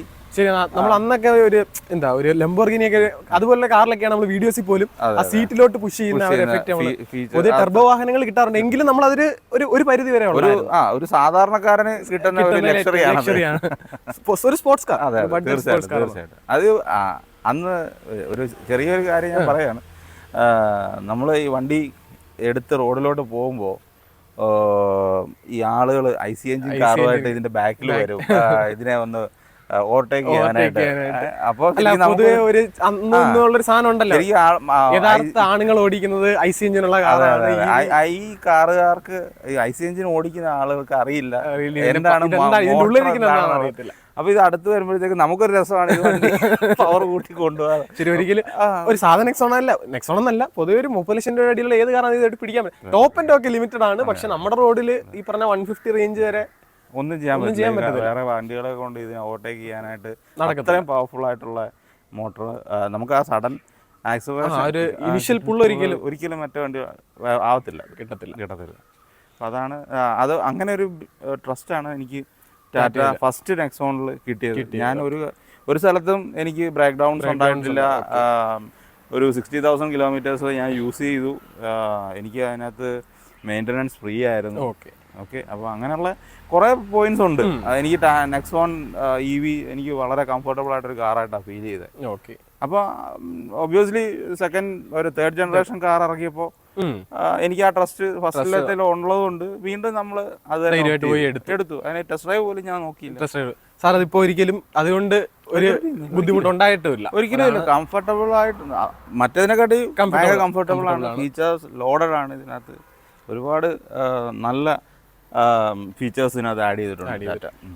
ഇത് ടോപ്പ് ആൻഡ് വേരിയന്റ് കൂടെ ആയതുകൊണ്ട് ആ ടെസ്ലയിലേക്ക് സ്ക്രീനും കാര്യങ്ങളും എസ്പെഷ്യലി ഇതിന്റെ ഇൻഫോർടൈൻമെന്റ് സിസ്റ്റം വളരെ എഫക്റ്റീവ് ആണ്. അതിന്റെ ആർക്കേഡ് മോഡ് അതെ വളരെ നല്ല ഫീച്ചേഴ്സ് ആണ് കൊടുത്തിരിക്കുന്നത്. പിന്നെ സാറ് അന്നത്തെ ആ വീഡിയോയിൽ പറഞ്ഞൊരു കാര്യം, ഇപ്പം നമ്മൾ സംസാരിച്ചുകൊണ്ട് പറഞ്ഞൊരു കാര്യമാണ് ടാറ്റയുടെ സർവീസ് എക്സ്പീരിയൻസ്. അത് പൊതുവേ നമ്മൾ ഏതൊരു ടാറ്റ എടുക്കുന്ന ഒരാളോടും ചോദിച്ചു കഴിഞ്ഞാൽ ചിലർ നല്ല അഭിപ്രായം പറയാറുണ്ട്. അതായത് പ്രത്യേകിച്ച് വണ്ടികൾക്ക് പണിയൊന്നും വരാത്തവർ, അല്ലെങ്കിൽ ചില പർട്ടിക്കുലർ നല്ല സ്ഥലങ്ങളിൽ ചില നല്ല നല്ല ഷോറൂമുകളുണ്ട്. അങ്ങനെയുള്ളിടത്തൊക്കെ വലിയ ബുദ്ധിമുട്ടുകൾ പലരും പറയാറില്ല. പക്ഷേ നമ്മുടെ എല്ലാവരുടെയും അവസ്ഥയിൽ അങ്ങനെ ആയിരിക്കണമെന്നില്ലല്ലോ. അപ്പോൾ ആ ഒരു പ്രശ്നം സാറ് പറഞ്ഞിട്ടുണ്ടായിരുന്നു. അപ്പോൾ അങ്ങനെ ഈ സർവീസ് റിലേറ്റഡ് ആയിട്ട് നമുക്ക് പ്രധാനമായിട്ട് വരുന്ന ഇഷ്യൂസ് സാറ് ഫേസ് ചെയ്തിട്ടുള്ള കാര്യങ്ങൾ എന്തൊക്കെയാണ്? സർവീസ് റിലേറ്റഡ് എന്ന് പറയുമ്പോൾ ടാറ്റ സർവീസിൽ അവർ നമുക്കൊരു ഫീഡ്ബാക്ക് അവിടുന്ന് കിട്ടാൻ വളരെ ബുദ്ധിമുട്ടാണ്. നമ്മളൊരു സെയിൽസിന്റെ സമയത്ത് ചെല്ലുന്ന ആ ഒരു സപ്പോർട്ട് നമുക്ക് അവിടുന്ന് സർവീസ് സെക്ടർ ചെല്ലുമ്പോൾ, പക്ഷേ മാക്സിമം ഫസ്റ്റ് വണ്ടിയിൽ നിന്ന് ഒരുപാട് വ്യത്യാസം ഇപ്പോൾ വന്നില്ലേ? അതെങ്ങനെ? ഫസ്റ്റ് വണ്ടി എനിക്ക് ഫസ്റ്റ് ടൈമിലുള്ള സർവീസ് സെക്കൻഡ് ടൈമിൽ അവിടെ ചെന്നപ്പോഴേ ഏകദേശമൊക്കെ സെയിം ആണ്. അല്ല, അന്നത്തേനെക്കാട്ടി ബ്രാൻഡ് കുറച്ചുകൂടെ ഡെവലപ്ഡ് ആകുമ്പോൾ നമ്മൾ ചെറിയൊരു 1% ബുദ്ധിമുട്ടാണ്. എനിക്ക് തോന്നുന്നില്ല അത്രയും വ്യത്യാസം വന്നിട്ടുണ്ടെന്ന്. കാര്യം എന്ന് വെച്ചാൽ ഈ അടുത്ത എനിക്കൊരു ചെറിയൊരു ഇഷ്യൂ ആയിട്ട് ഞാൻ വിളിച്ചപ്പോഴും അവർ വണ്ടി അവിടെ എത്തിച്ചു കഴിഞ്ഞെങ്കിൽ മാത്രമേ നമുക്ക് എന്താണെന്നുള്ള അവർക്ക് വണ്ടിയെ പറ്റി ഒരു ക്ലാരിറ്റിയുടെ അവർക്ക് ഇതിനെപ്പറ്റി ഇപ്പോഴില്ല എന്നാണ് എനിക്ക് മനസ്സിലായത്. അല്ലെ, ഞാൻ ഫീൽ ചെയ്തിട്ടുള്ള ഒരു കാര്യമാണ്, നമ്മൾ പല ഷോറൂമിലും പോയി വീഡിയോ ഷൂട്ട് ചെയ്യുന്ന പർപ്പസിന് എന്തായാലും നമ്മൾ പോകാറുണ്ട്. അപ്പം അങ്ങനെ ചെന്ന് കഴിയുമ്പോൾ ഞാൻ കണ്ടിട്ടുള്ളൊരു പ്രശ്നമാണ്, കമ്പനിയുടെ പേരും ഷോറൂമിൻ്റെ പേരും ഞാൻ എടുത്ത് പറയുന്നില്ല, പക്ഷേ ചില സ്ഥലങ്ങളിൽ ചെന്ന് കഴിയുമ്പോൾ നമ്മൾ വണ്ടിയെ പറ്റി പറഞ്ഞ് നമുക്കൊരു ഡൗട്ട് വരുമ്പോൾ ഇവരോട് ചോദിക്കാൻ പറ്റത്തില്ല. കാര്യം നമുക്കറിയുന്നതിൻ്റെ ഒരു പാതി വണ്ടി നോളജ് പോലും ഇവർക്കില്ല എന്നുള്ളൊരു സാധനം നമുക്ക് അറിയാൻ പറ്റുന്നുണ്ട്. പ്രധാന പ്രശ്നം എന്ന് പറഞ്ഞാൽ ബേസിക്കലി അവർക്ക് ആ പ്രോപ്പറായിട്ടുള്ള ട്രെയിനിങ് കിട്ടാത്തതിന്റെ ആയിരിക്കാം. വണ്ടിയെ പറ്റി ഒരു ഐഡിയ എന്താണ് ബ്രാൻഡ് കൊടുക്കുന്നില്ല. ഒന്നാമത് പുതിയ വണ്ടി, അതിന് ഇറങ്ങിയിട്ട് ഫോൾട്ടുകൾ അവിടെ എത്തുമ്പോഴേ അവർക്ക് അറിയാൻ പറ്റത്തുള്ളൂ ഇന്നതാണ് അതിന്റെ പ്രശ്നം എന്നുള്ളത്. ഇത്രയും ഫീച്ചേഴ്സും ഉണ്ട്, അത്ര ഇലക്ട്രോണിക്സ് ഉണ്ട് ഉറപ്പായിട്ടും. അപ്പോൾ അത്രയും നല്ല അഡ്വാൻസ്ഡ് ആയിട്ടുള്ള ട്രെയിനിങ്സ് അവർക്ക് കിട്ടിയെങ്കിലേ അവർക്ക് അത് എന്താണെന്ന് ഡിറ്റക്ട് ചെയ്യാനുള്ള ഒരു കഴിവുണ്ടാകും. അപ്പോൾ അത് ഇങ്ങനെയുള്ള സർവീസ് സെന്റേഴ്സിൽ കൊടുത്ത് അവരുടെ ടെക്നീഷ്യൻസിന് സർവീസ് സെന്റേഴ്സിൽ കൊടുത്തെങ്കിൽ മാത്രമേ കസ്റ്റമർ നമുക്ക് ആ സർവീസ് കിട്ടത്തുള്ളൂ. അപ്പോൾ അത് ഈ പറഞ്ഞ പോലുള്ള ഡീലർഷിപ്പുകൾ ശരിക്കും ടാറ്റയാണ് അത് കൊടുക്കേണ്ടത്.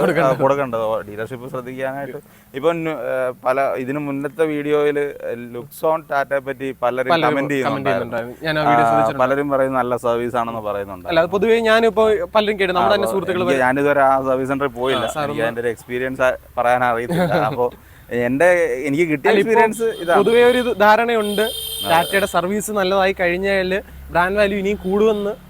തീർച്ചയായിട്ടും ഉറപ്പായിട്ടും അതിനുള്ള പൊട്ടൻഷ്യൽ ഉള്ള വണ്ടിയാണ് അവർ ഇറക്കിക്കൊണ്ടിരിക്കുന്നത്. അപ്പോൾ സർവീസ് കൂടെ മെച്ചപ്പെടുത്തിയാൽ ഫാർ ബെറ്റർ ആവും. നല്ല രീതിയിൽ സെയില് അവർക്ക് കൂട്ടാൻ പറ്റും. കാര്യം ഇപ്പോഴും ആളുകൾക്കൊരു ഈ ഒരു സർവീസ് പ്രോബ്ലം ആണ് ആൾക്കാരെ കുറച്ചെങ്കിലും പിന്നോട്ട് വലിക്കുന്നത്.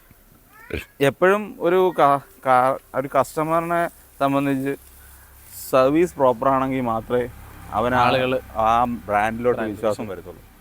സർവീസ് നമുക്ക് എപ്പോഴും നമ്മൾ യൂസ് ചെയ്യുന്ന ഒരു സാധനമാണ്. ആ സാധനം പ്രോപ്പറായിട്ട് സർവീസ് ചെയ്യാൻ കിട്ടുന്നില്ല എന്ന് കണ്ടു കഴിഞ്ഞാൽ ബുദ്ധിമുട്ടാണ്. നമുക്കത് മെയിൻറ്റെയിൻ ചെയ്ത് കൊണ്ടുപോകാൻ പറ്റത്തില്ല. കാര്യം പീരിയോഡിക് സർവീസ് ഉണ്ട്, വാഹനമാണ്, നമുക്ക് ഒരിക്കലും കംപ്ലൈന്റ് വരില്ല എന്ന് ഒരിക്കലും പറയാൻ പറ്റില്ല. വണ്ടി ഓടുമ്പോൾ മെക്കാനിക്കൽ ഇഷ്യൂസ് വരും. EV ആണെങ്കിലും IC എഞ്ചിൻ ആണെങ്കിലും ഏതായാലും വരും. സർവീസ് എക്സ്പീരിയൻസ് പൊതുവേ നമ്മൾ എല്ലാ വീഡിയോസിലും ഇൻ കേസ് ഞാനിപ്പം ഇന്നത്തെ വീഡിയോയിൽ ഈ ഒരു എക്സ്പീരിയൻസ് ഇൻക്ലൂഡ് ചെയ്യുന്നില്ല, ഉറപ്പായിട്ടും താഴെ ഒരു 10 കമന്റ് ഇത് സർവീസിന്റെ കാര്യം എന്താണ് പറയാഞ്ഞത് എന്നുള്ള രീതിയിൽ എന്നെ പറഞ്ഞുകൊണ്ട് കുറച്ച് കമന്റുകൾ നമുക്ക് എക്സ്പെക്ട് ചെയ്യാൻ പറ്റും. അപ്പോൾ ആ ഒരു പ്രശ്നം നിലനിൽക്കുന്നുണ്ട്. പിന്നെ എനിക്ക് ചോദിക്കണം തോന്നിയൊരു കാര്യം, ഈ വണ്ടി ഇറങ്ങുന്ന സമയത്ത് നമ്മൾ പറഞ്ഞു ഓപ്ഷൻസ് വളരെ ലിമിറ്റഡ് ആയിരുന്നു. എന്നാൽ ഇപ്പോൾ ഈ സെഗ്മെന്റിൽ തന്നെ മഹീന്ദ്രയുടെ XUV 400 വന്നിട്ടുണ്ടായിരുന്നു. സാർ അപ്പം ഈ വാഹനം എടുക്കുന്ന ടൈമിൽ അതിനെപ്പറ്റി ഒരു വട്ടം ചിന്തിക്കുകയോ ചെയ്തോ? അല്ലെങ്കിൽ XUV 400 വളരെ എന്താ പറയുക, ലിമിറ്റഡ് ആയിട്ടുള്ള വണ്ടികളായിരുന്നു ആ സമയത്ത് ഉള്ളത്.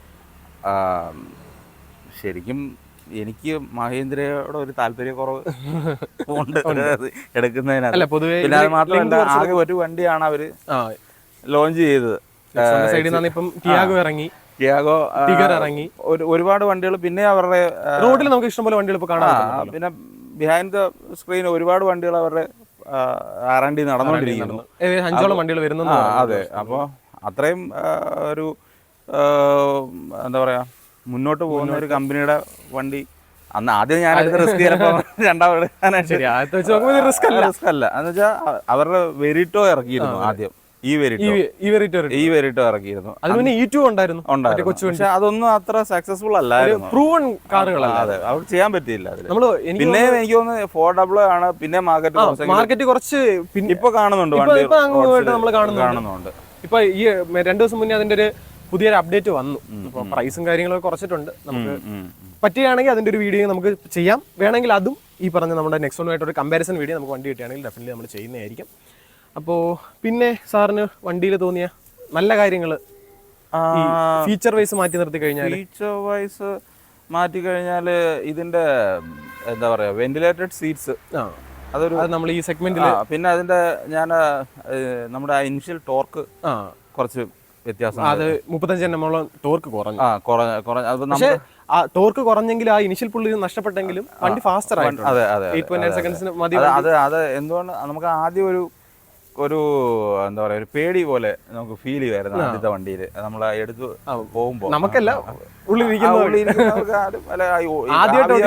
ഓടിക്കുമ്പോൾ ഒരു പ്രത്യേക ഫീലാണ്. അപ്പൊ അതൊരു ആദ്യമായിട്ട് നമ്മൾ ആ വണ്ടി എടുക്കുമ്പോൾ ഇത്രയും ഒരു ടോക്ക് വരുമ്പോഴത്തേക്ക് നമ്മുടെ കയ്യിൽ നിന്ന് വണ്ടി പോകുമോ എന്നുള്ള ഒരു ഫീൽ, സൗണ്ടും കൂടെ ഇല്ല.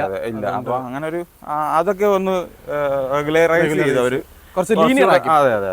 ലീനിയർ ഒരു ഗ്രാഫിലാണ് പൊക്കോണ്ടിരിക്കുന്നത്. പിന്നെ റിയറിൽ നമുക്ക് ഡിസ്ക് ബ്രേക്സും വന്നു. മുന്നത്തെ വണ്ടിയിൽ അതില്ലായിരുന്നു. അപ്പൊ അതിന്റെ ബ്രേക്കിംഗ് എഫക്റ്റ് ഒക്കെ വളരെ ഇമ്പ്രൂവ് ആയിട്ടുണ്ട്.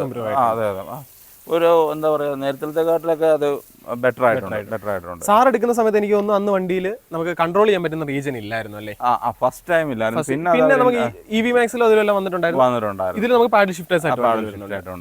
അപ്പൊ അത് ഫസ്റ്റ് ജനറേഷൻ വെച്ച് നോക്കുമ്പോൾ ശരിക്കും നമുക്കത് ഫ്രീഡം കിട്ടിയ ഫീൽ ഉണ്ടോ? എന്തോ ഒരു ഫ്രീഡം, അതായത് നമുക്ക് റീജൻ കൺട്രോൾ ചെയ്യാൻ ഉറപ്പായിട്ടുണ്ട്. മറ്റേതെന്ന് പറയുമ്പോൾ നമ്മള് വണ്ടി ആക്സിലറേറ്ററിൽ നിന്ന് കാലെടുക്കുമ്പോൾ ഇമ്മീഡിയറ്റ്ലി ബ്രേക്കിംഗ് ആദ്യം നല്ല ബുദ്ധിമുട്ട് എനിക്കും ആദ്യം വണ്ടി ഓടിച്ചപ്പോൾ ഉണ്ടാകുന്നത്.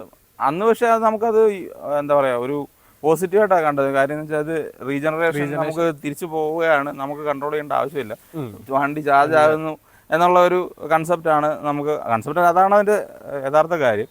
അപ്പോൾ അതിൽ നിന്ന് കുറെ കൂടെ ഒരു ഡ്രൈവ് ഫീൽ കിട്ടാൻ വേണ്ടിയാണ് ഈ ഒരു ഓപ്ഷൻ വന്നപ്പോൾ കുറച്ചുകൂടെ ബെറ്റർ ആണ്.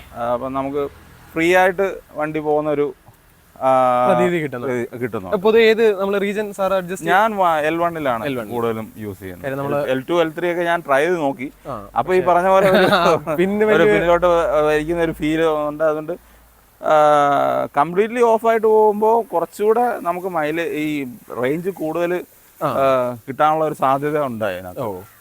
ശരിക്കും നേരെ തിരിച്ചാണ് കമ്പനി പറയുന്നത്. എൻ്റെ ഒരു ഫ്രണ്ട് അത് പല മോഡലിട്ട് ഓടിച്ച് നോക്കിയിട്ട് അദ്ദേഹം നെക്സോണിന്റെ EV Max ആയി ഇതിന് മുന്നത്തെ മോഡൽ. അദ്ദേഹം പറഞ്ഞു അദ്ദേഹത്തിന് സീറോയില് L1-ലും അല്ല സീറോയിലിട്ട് വണ്ടി ഡ്രൈവ് ചെയ്യുമ്പോഴാണ് ഏറ്റവും കൂടുതൽ റേഞ്ച് കിട്ടുന്നത്. എന്റെ എക്സ്പീരിയൻസ് അല്ല, എനിക്ക് തോന്നുന്നു എനിക്ക് അതിൽ പറഞ്ഞൊരു കാരണം ഉണ്ടെന്ന് തോന്നുന്നു. കാര്യം ഈ റീജൻ ഓൺ ആക്കി കഴിയുമ്പോൾ പ്രശ്നം എന്ന് പറഞ്ഞാൽ നമ്മൾ വെറുതെ ആക്സിലേറ്ററിൽ നിന്ന് കാലെടുത്താൽ പോലും വണ്ടി ഒരുപാട് സ്പീഡ് ലോസ് ആവുമല്ലോ. പിന്നെ നമ്മൾ അതിനനുസരിച്ചുള്ള കൗണ്ടർ ത്രോട്ടിൽ കൊടുത്തെങ്കിൽ മാത്രമേ ആ പറഞ്ഞ സ്പീഡിലേക്ക് വണ്ടി എത്തുള്ളൂ. അപ്പൊ ഈ റീജനിൽ ഉണ്ടാക്കിയതിനെക്കാട്ടി കൂടുതൽ പവർ അവിടെ കൺസ്യൂം ചെയ്യുന്നു. അതാ എനിക്ക് അതിനകത്ത് ക്ലാരിറ്റി ഇല്ല. ഇപ്പോഴും എനിക്ക് ക്ലാരിറ്റി എനിക്ക് ആ പറഞ്ഞ, പക്ഷെ അദ്ദേഹത്തിന്റെ എക്സ്പീരിയൻസ് എന്നോട് ഷെയർ ചെയ്തു. ഞാൻ കഴിഞ്ഞ റിവ്യൂവില് അത് പറയാഞ്ഞെന്ന് വെച്ചാൽ ഞാൻ പറഞ്ഞാൽ അതൊരു മണ്ടത്തരാവോ എന്ന് എനിക്ക് അറിയില്ല. ഇപ്പോഴും ഞാനത് പക്ഷേ നമ്മളിപ്പോ ഒരു ഡൗൺ ഹിൽ ഇറങ്ങി വരും, നല്ലൊരു ചുരം ഇറങ്ങി വരുമ്പോൾ ഡെഫിനറ്റ്ലി റീജൻ എനിക്ക് ഞാൻ എക്സ്പീരിയൻസിലാണ്. 10% ഞങ്ങൾ അന്ന് വാഗമണിൽ പോയിട്ട് തിരിച്ചു വന്നപ്പോൾ 10% ഇൻക്രീസ് ആയി. അപ്പൊ ആ ടൈമിൽ നമുക്ക് റീജൻ, എനിക്ക് തോന്നുന്നു നോർമൽ റോഡിൽ റീജൻ എഫക്റ്റീവ്നെസ് കുറവാണെന്ന് പൊതുവെ എനിക്ക് ഫീൽ ചെയ്തിട്ടുണ്ടായിരുന്നു. അത് നമുക്ക് വളരെ നെഗ്ലിജിബിൾ ആണ് ആ റീജൻ എന്ന് പറയുന്നത്. അപ്പം ഇതൊരു പുള്ളിയുടെ എക്സ്പീരിയൻസ് പുള്ളി ട്രൈ ചെയ്തതാണ്. അപ്പോൾ അത് സത്യവാനാണ് സാധ്യത. അപ്പോൾ L1-നെക്കാട്ടി നല്ലത് സീറോ അല്ല, പക്ഷെ സീറോ ഇട്ടപ്പോൾ എനിക്ക് ഒരു കൺട്രോൾ ഇല്ലാത്ത ഫീൽ തോന്നി. നമുക്കൊരു റേഞ്ച് ആങ്സൈറ്റി ഉണ്ടാവും. റേഞ്ച് ആങ്സൈറ്റി ഇല്ല, പവറിന്റെ കാര്യത്തിൽ വണ്ടിക്ക് ഒരു കൺട്രോൾ ഇല്ലാത്ത പോലെ ഒരു ഫീൽ എനിക്ക്. വണ്ടിക്ക് എന്താ പറയാ ഒരു മറ്റേത് IC എഞ്ചിൻസിൽ ബ്രേക്കും ക്ലച്ചും ഉള്ളതുകൊണ്ട് നമുക്ക് ആക്സിലേറ്റർ കാർ എടുക്കുമ്പോൾ ഒരു പവർ ഒരു ഓട്ടോമാറ്റിക്കലി വണ്ടി ഒന്ന് സ്ലോ ആവും. സ്ലോ ആവും. ഓക്കെ, ഇതിനകത്ത് ആ 0-ൽ ഇട്ട് കഴിഞ്ഞാൽ അതുമില്ല, വണ്ടി ഓടിക്കൊണ്ട് സെയിം സ്പീഡ് തന്നെ ഉരുണ്ടോണ്ടേ ഇരിക്കുകയാണ്, ഒരു കൺട്രോളും ഇല്ല. അപ്പോൾ അതുകൊണ്ടാണ് ഞാൻ L1 യൂസ് ചെയ്യുന്നത് കൂടുതലായിട്ട്. L1 ആകുമ്പോൾ ഒരു അറ്റ്ലീസ്റ്റ് നമുക്കൊരു നല്ല റേഞ്ചും കിട്ടുന്നുണ്ട്, കൺട്രോളും ഉണ്ട്, സേഫാണ്. ഇതൊക്കെ കൊണ്ടാണ് ഞാൻ L1 പ്രിഫർ ചെയ്യുന്നത്. പിന്നെ മറ്റുള്ളവർക്ക് വേറെ എക്സ്പീരിയൻസ് എനിക്കറിയില്ല. അല്ല, ഒരു നമുക്ക് റോഡ് ടെറൈൻസ് മാറുന്നതനുസരിച്ച് ഇപ്പം മൂന്നാറുള്ള ഒരാൾക്ക് അല്ലെങ്കിൽ ഇടുക്കി താമസിക്കുന്ന ഒരാൾക്ക് ഒരിക്കലും ഈ റീജിയനെ പറ്റി പുള്ളിക്ക് പറയാനുള്ള വേറൊരു കഥയായിരിക്കും. നമുക്കിപ്പം ത്രൂ ഔട്ട് ഹൈവേ പോകുന്ന ഒരാളെ സിറ്റി പോകുന്ന ഒരാൾക്ക് വേറെ കൺസെപ്റ്റ് ആയിരിക്കും. അതുകൊണ്ട് നമ്മുടെ ഓരോരുത്തരുടെ പെർസ്പെക്റ്റീവ് ഓരോരുത്തരുടെ യൂസും ആണ്. അതെ അതെ. പിന്നീട് നമുക്ക് ഒരു ഫുൾ ചാർജിൽ എത്ര range on an average daily റണ്ണിൽ? ഇതിൽ ഒരു എൻ്റെ ഒരു ഡേ ടു ഡേ ആക്ടിവിറ്റീസിൽ 350 വരെയൊക്കെ കിട്ടുന്നുണ്ട്. കമ്പനി 465 പറയുന്നുണ്ടെങ്കിൽ സർട്ടിഫൈഡ് ആണ്, അതെല്ലാം കംപ്ലീറ്റ്ലി ഇമാജിനറി വേൾഡിലാണ് സെറ്റ് ചെയ്ത സാധനമാണ്. തീർച്ചയായും. പിന്നെ നമുക്ക് വേണമെന്നുണ്ടെങ്കിൽ ഈ പറഞ്ഞ പോലെ അത് കിട്ടണമെന്നുള്ള ഒരു പർപ്പസിൽ നമുക്കത് ഓടിച്ചാൽ കിട്ടും. എബവ് 420 ഒക്കെ നമുക്ക് കംപ്ലീറ്റ്ലി ആ ലീനിയർ ഗ്രാഫ് നോക്കി ഓടിച്ച് അതിന്റെ പവർ കൺസംഷൻ മാക്സിമം കുറച്ച് നമുക്ക് ആ റേഞ്ചിലോട്ട് എത്തിക്കാം. പ്രാക്ടിക്കൽ സിനാറിയോയിൽ പറ്റില്ല. നമ്മള് ഒരു വേറെ എപ്പോഴും ഒരു ഐഡിയൽ സ്പീഡ് എത്ര? ഞാൻ മാക്സിമം ഒരു 50-60 റേഞ്ചിൽ ഞാൻ യൂസ് ചെയ്യും. സിറ്റി യൂസിന് കൂടാണ് വണ്ടി. അതെ, കൂടുതൽ നമ്മളെ ബിസിനസ് പർപ്പസിന് യൂസ് ചെയ്യുമ്പോൾ കൂടുതൽ ആ ഒരു സ്പീഡ് റേഞ്ചിൽ പോകാം. അത് നമ്മുടെ കണ്ടീഷൻ ഇപ്പോൾ റോഡ് കണ്ടീഷൻസ് ഹൈവേയിൽ ഹൈവേയുടെ പണിയും കൂടെ നടക്കുന്നുണ്ട്, നല്ല വളരെ ബുദ്ധിമുട്ടാണ്. അപ്പൊ ഇതിന് റേഞ്ച് കൂടത്തെ ബ്ലോക്കിൽ കിടന്ന അത്രയും നല്ലത്. അതെ അതെ അതെ. പിന്നെ AC ചാർജ് വലിക്കുന്നതായിട്ട് വല്ല ഫീൽ വന്നിട്ടുണ്ടോ? അങ്ങനെ ഒരു ഫീൽ എനിക്ക് ഇതുവരെ കിട്ടിയിട്ടില്ല. ഇല്ല ഇല്ല. അത് നമ്മൾ 1 hour കംപ്ലീറ്റ്ലി ഞാൻ ഓൺ ചെയ്തിട്ട് ഇട്ട് നോക്കിയിട്ടുണ്ട്. ഒരു 1% ഒക്കെയാണ് അതിന്റെ വളരെ ചെറിയ വളരെ മൈന്യൂട്ട് ആയിട്ടുള്ള ഒരു. അത് എൻ്റെ ഒരു ഫ്രണ്ട് ഈ വണ്ടി എടുത്ത് തന്നെ AC തുറങ്ങാൻ വേണ്ടി വണ്ടി എടുത്ത കാര്യം എന്ന് വെച്ചാൽ വണ്ടി പുള്ളിക്ക് മറ്റേ ഐസി എഞ്ചിൻ കാസി കിടന്ന് ഉറങ്ങിക്കഴിഞ്ഞാൽ ഡീസൽ അത്രയും കൂടും. പെട്രോളാണെങ്കിൽ പിന്നെ കുറെ ഡീസലാണെങ്കിൽ നല്ല രീതിയിൽ കൺസംഷൻ കൂടും. അപ്പം വേറെ അവരുടെ കടകളിൽ അല്ലെ ഷോപ്പിൽ ചെയ്യുന്ന ആ സാഹചര്യത്തിൽ മയങ്ങാൻ പറ്റത്തില്ല. അപ്പോൾ ഇതാണ് ഏറ്റവും ബെസ്റ്റ്.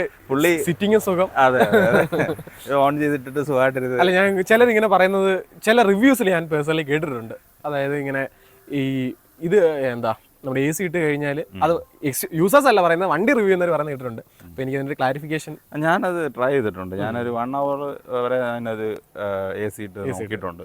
ഒരു സ്ഥലത്ത് വെയിറ്റ് ചെയ്യേണ്ടി വന്നു. അപ്പം ഞാൻ ഇതൊന്ന് പരീക്ഷിക്കാൻ വേണ്ടി ഇട്ടതാണ്. ഇട്ടപ്പോൾ എനിക്ക് മാക്സിമം ഒരു 1% ആണ് അതിനകത്തൊരു കുറവ് ചാർജിൽ കണ്ടത്. അതാണ് നമ്മുടെ എക്സ്പീരിയൻസ്. പിന്നെ വണ്ടിയിൽ തോന്നിയ പോരായ്മകൾ എന്തെങ്കിലും ഉണ്ടോ? നമ്മൾ ഈ പറഞ്ഞ സാർ ഏകദേശം 22 ലക്ഷം രൂപയോളം ഞാൻ പറഞ്ഞില്ലേ, ഡ്രൈവ് ചെയ്യുമ്പോൾ നമ്മുടെ ഈ പില്ലറിന്റെ ഒരു ഡിസൈൻ എലമെന്റ് ആണത്. ശരിക്കും പറഞ്ഞാൽ നമ്മൾ ഡ്രൈവ് ചെയ്യുമ്പോൾ ഈ ഒരു പോർഷൻ ഇങ്ങനെ വരുന്നതുകൊണ്ട് നമുക്ക് ഇവിടെ ഒരു ബ്ലൈൻഡ് സ്പോട്ട് ആയിട്ടാണ്. ശരിക്കും ഇവിടെ ഒരാൾ നിന്ന് കഴിഞ്ഞാൽ ഡ്രൈവ് ചെയ്യുന്നവർക്ക് കാണില്ല. ഒരിക്കലും നമുക്ക് അകത്ത് കയറിയിരുന്ന് നമ്മളത് ഡ്രൈവ് ചെയ്യുമ്പോഴേ അറിയാൻ പറ്റത്തുള്ളൂ. ഒരു കാരണവശാലും ഇവിടെ ഒരാൾ നിന്ന് കഴിഞ്ഞാൽ കാണില്ല.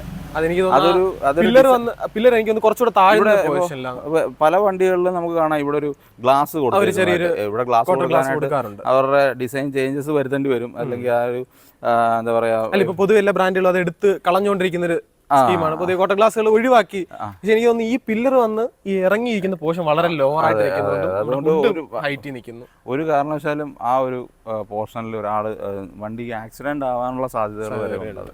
അതൊരു നെഗറ്റീവ് കാര്യം. ഞാൻ അധികം അങ്ങനെ പറയുന്നത് കേട്ടിട്ടില്ല, പക്ഷെ എനിക്ക് പേഴ്സണലി അത് ഫീൽ ചെയ്തിട്ടുണ്ട്. നല്ല പില്ലറിന്റെ സൈസും വളരെ തിക്കാണ്. അതെ അതെ. അതിന് കമ്പനി അത് ചേഞ്ചസ് കൊണ്ടുവരേണ്ടത് വളരെ അത്യാവശ്യമാണ്. പല സ്ഥലങ്ങളിലും ആക്സിഡന്റ്. പക്ഷെ ഒരു വണ്ടി ഷാസി ഉണ്ടാക്കി കഴിഞ്ഞാൽ അത് പിന്നെ റീപ്ലേസ് ചെയ്യാന്ന് പറയുന്നത് അവരുടെ ഏറ്റവും വലിയ കോസ്റ്റ് പോയിരിക്കുന്നതല്ലേ. അടുത്ത ജനറേഷനിൽ വരുമ്പോൾ ഫസ്റ്റ് ബേസ് ചെയ്തിട്ടാണ് പ്ലാറ്റ്ഫോം. ഇതുവരെ ആരും പറഞ്ഞിട്ടുണ്ടാവില്ലായിരിക്കും. പക്ഷെ ഞങ്ങൾ ഈ എന്താ പറയാ, ഈ വണ്ടി യൂസ് ചെയ്യുന്നവർ തമ്മിൽ പല പ്രാവശ്യം പറഞ്ഞിട്ടുള്ള ഒരു പ്രശ്നമാണ്. ഇപ്പോൾ എൻ്റെ ഒരു ഫ്രണ്ട് ഇത് എടുത്തിട്ട് പോയി കഴിഞ്ഞാൽ പുള്ളി എന്നോട് വന്നിട്ട് പറഞ്ഞിട്ടുണ്ട്, ഇത് എന്താണ് ഈ വണ്ടിയിൽ ഇങ്ങനെ കാണാൻ പറ്റുന്നില്ല. അത് ഡ്രൈവർ അത് ബുദ്ധിമുട്ടാണ്. അതെ, ഉറപ്പായിട്ടും.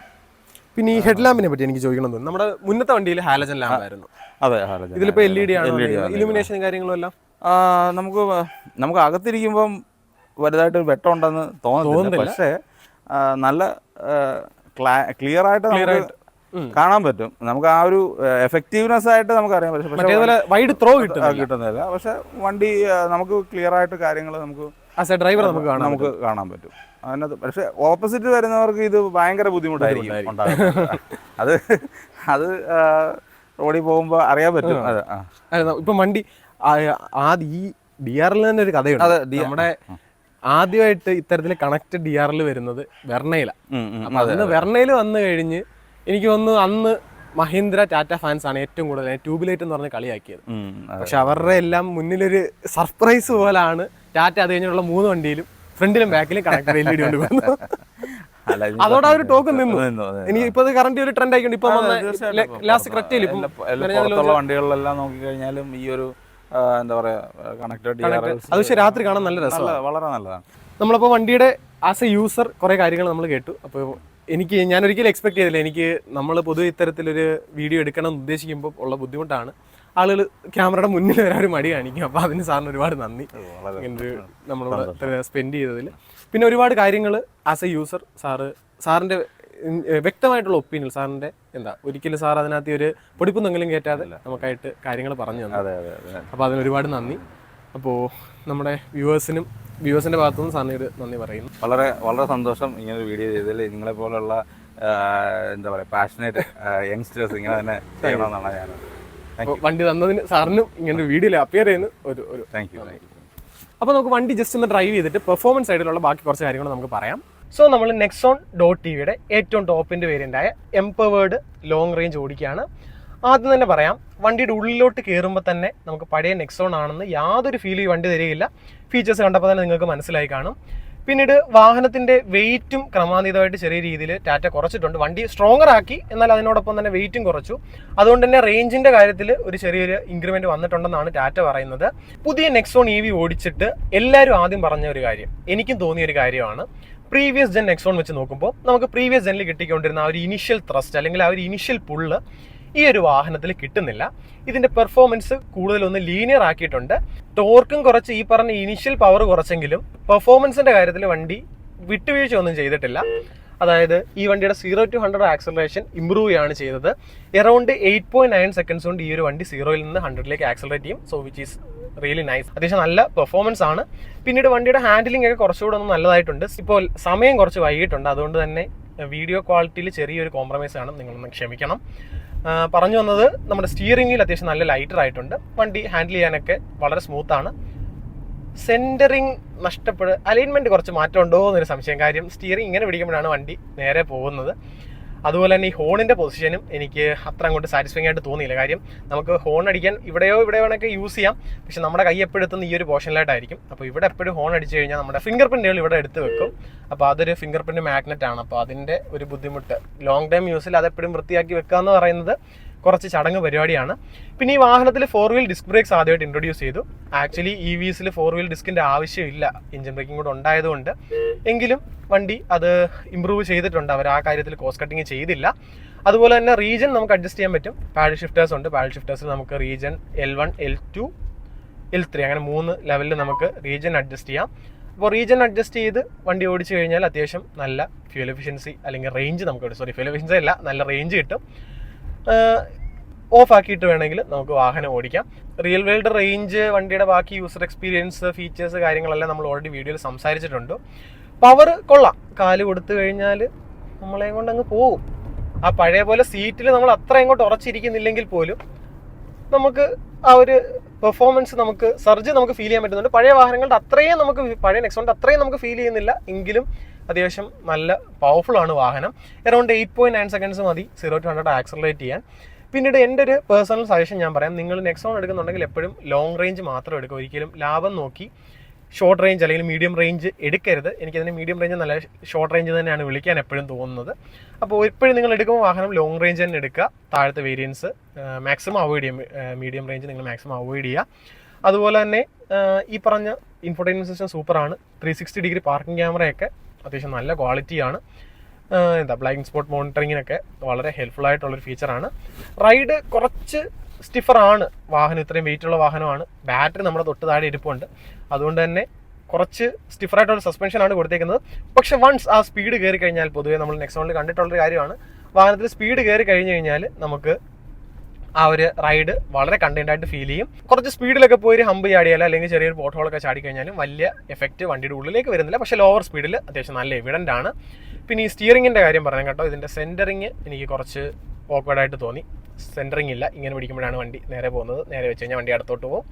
അപ്പോൾ അത് പർട്ടിക്കുലർ ഭാഗത്തിൻ്റെ പ്രശ്നമായിരിക്കും. അലൈൻമെൻറ്റ് ചെയ്യുമ്പോൾ ആ ഒരു പ്രശ്നം സോൾവ് ആവും. പിന്നെ വാഹനത്തിനെ പറ്റി പറയാനുള്ള കാര്യം എന്താണ്, ബ്രേക്കിംഗ് പറഞ്ഞു, കംഫർട്ടബിലിറ്റി പറഞ്ഞു.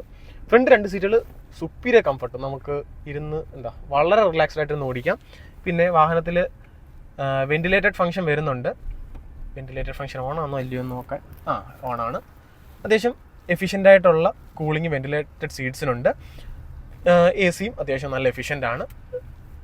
ഈ കാണുന്നതാണ് ഹോൺ എന്ന് പറയുന്നത്, അത്യാവശ്യം ക്വാളിറ്റിയുള്ള ഹോണും കൊടുത്തിട്ടുണ്ട് വണ്ടിക്ക്. അപ്പോൾ ഇത്രയൊക്കെയാണ് വണ്ടിയുടെ ബേസിക് കാര്യങ്ങൾ പറയാനുള്ളത്. ഒരുപാട് ഇരുട്ടായി, ഇനി ഒരുപാട് നമ്മൾ സംസാരിച്ച് കഴിഞ്ഞാൽ വീഡിയോ ക്വാളിറ്റി ഒരിക്കലും കാണുകയില്ല. അപ്പോൾ വീഡിയോ നമ്മളിവിടെ വൈൻഡപ്പ് ചെയ്യാണ്. നമ്മൾ ആദ്യമായിട്ടാണ് ഇത്രയും ഡീറ്റെയിൽ ആയിട്ട് ഒരു യൂസറിൻ്റെ പെർസ്പെക്റ്റീവിലോടുകൂടി വീഡിയോ ചെയ്യുന്നത് ആദ്യമായിട്ടാണ്. അപ്പോൾ വീഡിയോ എത്തരത്തിലുണ്ടെന്ന് പറയാം. എപ്പോഴും നമുക്ക് വാഹനം യൂസ് ചെയ്യുന്നവർ ഇങ്ങനെ വീഡിയോയ്ക്ക് തയ്യാറാവണമെന്നില്ല. അതുകൊണ്ടാണ് നമ്മൾ എപ്പോഴും ഈ പറയുന്ന യൂസർ എക്സ്പീരിയൻസ് നമ്മൾ കവർ ചെയ്യാത്തത്. ഇപ്പോൾ ഇഷ്ടംപോലെ ചാനലുകളിൽ യൂസർ എക്സ്പീരിയൻസ്, ഈവൻ ഈ വണ്ടിയുടെ പോലെ ഇദ്ദേഹം സംസാരിക്കുന്ന വീഡിയോ തന്നെ വേറൊരു ചാനലിൽ നമുക്ക് കാണാൻ സാധിക്കുന്നുണ്ട്. അപ്പോൾ പലരും അത് ചെയ്യുന്നത് കൊണ്ട് പിന്നെ നമുക്ക് എപ്പോഴും കിട്ടുന്ന യൂസേഴ്സ് അല്ലെങ്കിൽ ഓണേഴ്സ് വീഡിയോയിൽ അപ്പിയർ ചെയ്യാൻ താല്പര്യപ്പെടുന്നവരായിരിക്കില്ല. അപ്പോൾ അതുകൊണ്ടാണ് നമ്മൾ അധികം അങ്ങനെ ട്രൈ ഔട്ട് ചെയ്യാത്തത്. അപ്പോൾ ഇതൊരു എക്സ്പെരിമെൻ്റ് ആയിരുന്നു. വീഡിയോ ഡെഫിനറ്റ്ലി നിങ്ങൾക്ക് ഇഷ്ടപ്പെട്ടു, ഹെൽപ്ഫുൾ ആയെന്ന് വിശ്വസിക്കുന്നു. വീഡിയോ ഇഷ്ടപ്പെട്ടാൽ വീഡിയോ ലൈക്ക് ചെയ്യുക, ചാനൽ സബ്സ്ക്രൈബ് ചെയ്യുക, വീഡിയോ നിങ്ങൾ മാക്സിമം ഫ്രണ്ട്സായിട്ട് ഷെയർ ചെയ്യുക. അപ്പോൾ മറ്റൊരു വാഹന വിശേഷമായിട്ട് നമുക്ക് അടുത്ത വീഡിയോയിൽ കാണാം. അതുവരെ ബൈ.